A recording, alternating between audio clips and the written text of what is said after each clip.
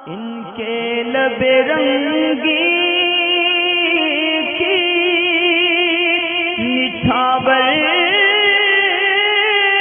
थी कि जिसने क़िरा हैं पूछती हैं कि हैज़ के गुस्ल का तरीक़ेकार क्या होता है। और बहुत सारी ख़वातीन ने इसको पहले पूछा भी है कि हालत हैज़ के बाद गुस्ल का क्या तरीका होता है। कुछ ये गलतफ़हमियाँ हैं कि हैज़ के बाद 2 गुस्ल होते हैं, तो ऐसा नहीं है। और तरीक़ेकार औरत के गुस्ल का और हैज़ के बाद गुस्ल का ये होता लगभग एक जैसा, इसमें कोई ज़्यादा फ़र्क नहीं होता। तमाम फ़राइज़ वही होते हैं, जो मर्द की गुस्ल का तरीका है वही औरत का तरीका है। कुछ मर्द के लिए एहतियातें हैं, कुछ औरत के लिए एहतियातें। आला हज़रत इमाम अहले सुन्नत, इमाम इश्क़ व मोहब्बत, मुजद्दिद दीन व मिल्लत, इमाम अहमद रज़ा ख़ां मुहद्दिस आज़म फ़ाज़िल बरेलवी रज़ियल्लाहु तबारक व तआला अन्हु फ़तावा रज़विया शरीफ के अंदर ये वाज़े औरत और मर्द के लिए फ़रमाई है। मैं कुछ मुख्तसर, अभी ख़ातून का सवाल है तो ख़वातीन के लिए अर्ज़ कर देता हूँ। कुछ मुख्तसर गुस्ल के अंदर एहतियातें ज़रूर हैं, बाकी फ़राइज़ वही हैं। और सबसे बड़ी जो इसमें एहतियात है औरत के लिए, ये कहें कि छूट है गुस्ल के अंदर, वो ये है कि औरत को सर के बाल मुकम्मल धोने की गुस्ल में ये हाजत नहीं है। यानी जितने बाल हैं, जिस तरह मर्द को एक एक बाल और तमाम सर को भिगोना और साथ में सारे बालों को धोना फ़र्ज़ है, ये फ़र्ज़ औरत के लिए नहीं है। मतलब ये कि औरत सिर्फ़ बालों की जड़ भिगा ले, यानी जिसको खोपड़ी बोलते हैं, वहाँ पानी बहा ले जड़ों के अंदर, और जो बाल लटके हुए हैं या जूड़ा बंधा हुआ है तो उसको खोल के धोने की ज़रूरत नहीं। मसलन ये कि जैसे सर के पीछे ढीला सा जूड़ा बंधा है, बहुत लूज़ बाल हैं कि सर के अंदर पानी जा सकता है, तो औरत बस सर के अंदर पानी को घुसा ले कि उसके सर गीला हो जाए और वो बाल जो इसके ऊपर हैं काफ़ी हैं। अभी जो पीछे बाल हैं मुकम्मल तौर से इसको पूरे को धोना ये औरत को ज़रूरी नहीं है, ये इसको माफ़ है। एक सबसे बड़ी रियायत दरअसल ये है कि गुस्ल का तरीका बिल्कुल सेम वही है कि हाथ वगैरह धोए गट्टों तक, उसके बाद आधा धड़ धो, वज़ू वगैरह करे, फिर सीधी जानिब और उल्टी जानिब पानी बहाए, और फिर सर से पानी बहा के जिस तरह नहाना चाहे वो नहा ले। अब क्योंकि औरत है तो इसके अंदर ज़ेवरात वगैरह की एहतियात करे कि अगर नाक के अंदर कोई लौंग या बुंदे वगैरह इतने टाइट पहन रखे तो उनके छेद के अंदर भी पानी बहाए, अगर छेद खुले हुए हैं। इसी तरह हाथों के अंदर छल्ले और अंगूठी वगैरह पहन रखी तो उनकी एहतियात करे कि उनके लिए भी पानी बहाए। इसी तरह आला हज़रत इमाम अहले सुन्नत ने जो फ़तावा रज़विया में बताया, मैं उसका खुलासा अर्ज़ कर रहा हूँ अपनी अकल या अपने पास से, मैं कोई इसमें लफ्ज़ नहीं बता रहा। बाज़ लोगों को थोड़ा अजीब सा लगेगा, मसाइल दरअसल ऐसा ही हैं क्योंकि मसला भी ख़ातून का है और मसला गुस्ल का है। तो ये सब चीज़ें जो अंगूठी हैं हाथों की, पैरों के अंदर भी छल्ले पहनती हैं, तो उनके अगर ये इतने टाइट हैं कि उसके अंदर पानी नहीं जाता तो उनको भी जो है घुमा कर उसके अंदर पानी बहाए, इसका एहतियात वो करे औरत जो है। इसी तरह अगर हाथों के अंदर या अंगूठों के अंदर धागा बांध रखा है और इतना सख्त है कि उसके अंदर पानी नहीं जाता, तो उस धागे को लूज़ करके उसके अंदर भी इत्मीनान करे दिल को कि पानी पूरी तरह पहुंच चुका है, इस चीज़ का यानी इत्मीनान पूरी तरह दिल में कर ले।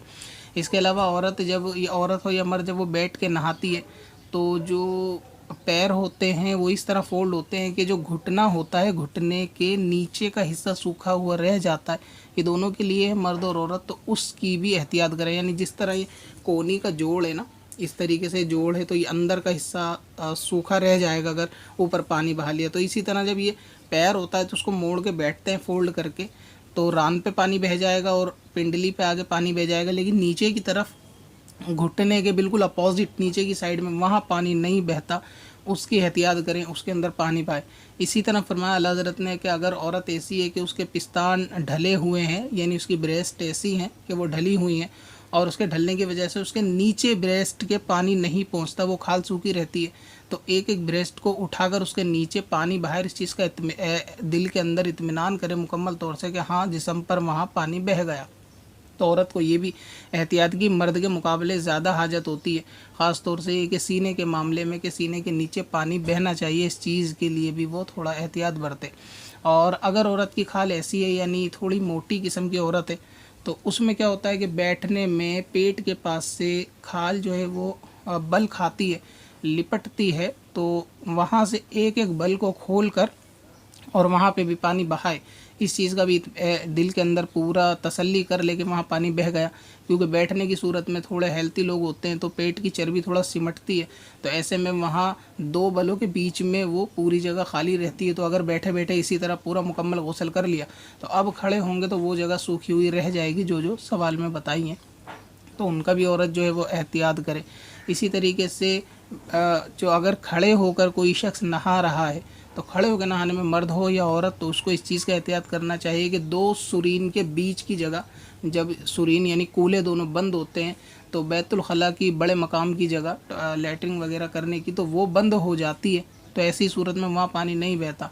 आप कभी खुद भी तजुर्बा करके देखें, जब आप खड़े होंगे तो दोनों जगह वो बंद हो जाती है। जब बैठते हैं तो उसमें थोड़ा सा खुलापन महसूस होता है। तो अगर आप बैठ के गुसल करेंगे तो फिर वो खुलापन रहेगा, तो वहाँ पानी पहुँचेगा। और अगर आपने खड़े होकर गुसल किया, मर्द हो औरत, तो औरत के क्योंकि सुरीन मर्द के मुकाबले ज़्यादा हो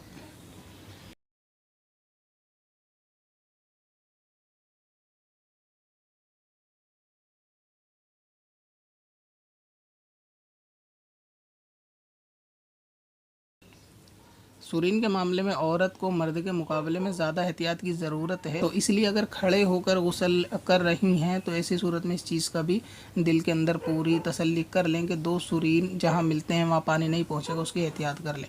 अच्छा, जो मैंने घुटने का बताया वो दोनों ही घुटने के लिए एहतियात करें मुकम्मल तौर से। और इसी तरह ये ऐसा नहीं कि एक पैर धो लिया, तो दोनों के लिए एहतियात करें कि वहाँ पानी पहुँचे। इसी तरह हालत हैज़ से फ़ारिग होने के बाद आला हज़रत इमाम अहले सुन्नत ने फरमाया कि हालत हैज़ से जब औरत फ़ारिग हो तो औरत के फ़र्ज़ के अंदर यानी शर्मगाह के अंदर उंगली से साफ़ करना और ये कि नजासत के असरात को ख़त्म करना, ये औरत के लिए मुस्तहब है। यानी ऊपर से तो तहारत हासिल कर लेगी औरत, मुकम्मल नहा लेगी, लेकिन हाइज़ा को हैज़ से फ़ारिग होने के बाद फ़र्ज़ के अंदर यानी शर्मगाह के अंदर उंगली से साफ़ करना, उसको सारे असरात को नजासत के, ये उसके लिए मुस्तहब है कि गुस्ल में इस चीज़ को भी करे। तो ये तमाम गुस्ल की जो हैं एहतियातें थी औरत के लिए कि कहाँ कहाँ उसको कैसा हो सकता है। कुछ चीज़ें छूट गई हो तो इंशाअल्लाह ताला मैं उसको दोबारा वीडियो बनाऊंगा, तो अभी जहन में नहीं है तो उसको बता दूंगा दोबारा। जितनी फतावा रज़विया की मुझे याद रही तो मैंने उसको आपको बता दी कि ये सूरत हाल करें। एक चीज़ का और भी एहतियात करें, नहाने में जो सबसे बड़ी गलती लोग करते हैं, मर्द हो या औरत, वो ये कि ये काबे की तरफ चेहरा करके नहाते हैं, जो कि बिल्कुल जायज़ नहीं है। जहाँ पे किबला होता है उस सिमत ना तो चेहरा करें और ना ही पीठ करें। अगर चेहरा इधर करेंगे तो फिर काबे में पीठ होगी। तो जब आदमी औरत का सित्र खुला हुआ होता है तो खुले हुए सित्र के साथ काबे की तरफ चेहरा नहीं करना चाहिए। तो उनको चाहिए कि क्रॉस बैठें, जिधर काबा है उसके या तो लेफ़्ट साइड में आपके काबा हो या फिर राइट साइड में काबा हो, इस तरह से नहाना चाहिए। और अगर सित्र ढका हुआ है तो काबे की तरफ चेहरा करके नहा सकते हैं, उसमें कोई मसला नहीं है। जैसे मर्द अगर धोती वगैरह पहन के नहाएगा, काबे की तरफ चेहरा कर लेगा, तो उसमें कोई हरज वाली बात नहीं है। लोग ये मुकम्मल समझ रहे होते हैं कि काबे की तरफ चेहरा करना नहीं चाहिए, उधर असल सिर्फ सित्र का मसला है, सित्र ढका हो तो हरज नहीं है।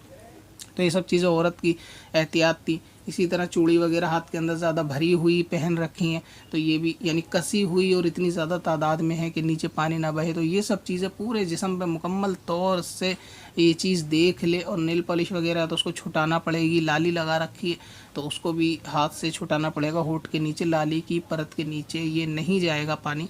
तो इनकी एहतियात कर ले। बाकी जो मोटी मोटी एहतियात थी वो उम्मीद है कि करते ही होंगे शायद, लेकिन फिर भी मैंने एहतियात के तौर पे वो बता दी कि कहाँ कहाँ मिस्टेक हो सकती है जिनकी एहतियात की ज़रूरत है। और गुस्ल का तरीका हैज़ के बाद बिल्कुल वही है, उसमें कोई हरज नहीं है। आप लोग एक चीज़ पूछते हैं कि दुआ क्या है पाक होने की, कि इस दुआ को पढ़े बगैर पाक नहीं होंगे। तो ऐसी कोई दुआ मुझे याद नहीं है कि जिसके बगैर कोई पाक ना हो। बिस्मिल्लाह शरीफ पढ़ के बैतुल खला के अंदर दाखिल हो जाएं और फिर गुस्ल करना शुरू कर दें, तो यही काफ़ी है। कोई इसमें ऐसी दुआ नहीं है कि आपको वसवसा आता हो कि उस दुआ के बगैर हम पाक नहीं होंगे, गुस्ल नहीं होगा, ऐसा कुछ नहीं है। और जब आप गुस्ल से फ़ारिग हो जाए तो उसके बाद वज़ू ना करें। इसके लिए मैं एक वीडियो पहले भी बना चुका हूँ कि गुस्ल के बाद वज़ू करना मना है। बहुत सारे लोग पूछते हैं कि उसी से नमाज़ हो जाएगी। बिल्कुल उसी से नमाज़ हो जाएगी, तमाम इबादत इलाही उससे हो जाएंगी, कुरान पाक उससे पढ़ सकते हैं। जब तक वज़ू ना टूटे दोबारा वज़ू नहीं करना चाहिए, ख़ास तौर से गुस्ल के फ़ौरन बाद। तो ये सब चीज़ें थी गुस्ल के अंदर। आप और कोई बात हो तो सवाल ईमेल कर दीजिए, मैं इसका पार्ट 2 बना दूँगा आप लोगों की रिक्वेस्ट पे अगर ज़रूरत पड़ेगी इंशाअल्लाह ताला।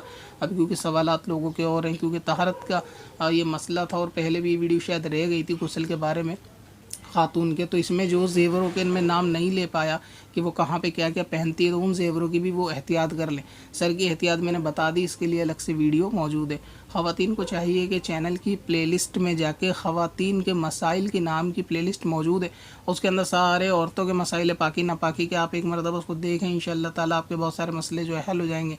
चैनल के ऊपर तहारत के बारे में भी बहुत सारे सवाल हैं नौजवानों के लिए, आप उसको एक मरतबा देखें तो नौजवानों में बहुत सारी जो गलत फहमियाँ हैं वो इस चैनल पर इंशाअल्लाह ताला वीडियो के ज़रिए वो दूर हो जाएंगी। एक मरतबा इसके अंदर विजिट करें और प्लेलिस्ट को ज़रूर ध्यान से देखें। पत्थर में हसन लाले पुरनवार